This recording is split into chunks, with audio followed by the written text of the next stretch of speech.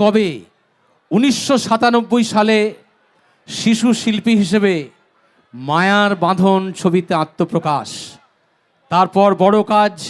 2003-এ champion, তারপর একে একে জোশ, জিও পাগলা, ভূতচক্র প্রাইভেট লিমিটেড, বাঘবন্দি খেলা, একের পর এক হিট চলচ্চিত্রের তিনি নায়িকা। প্রসেনজিৎ চট্টোপাধ্যায়, আবির চট্টোপাধ্যায় থেকে শুরু করে বাংলাদেশের শাকিব খান কেউ বাদ যাননি তার বিপরীতে, যার ফলশ্রুতিতে আমরা তাকে পরবর্তীকালে পেয়েছি উপস্থাপিকা হিসেবে জি বাংলায় সোনার সংসার অ্যাওয়ার্ড অনুষ্ঠানে, আমরা উপস্থাপিকা হিসেবে তাকে পেয়েছি স্টার জলসায়, সুপারস্টার পরিবারে, আমরা বিচারক হিসেবে তাকে পেয়েছি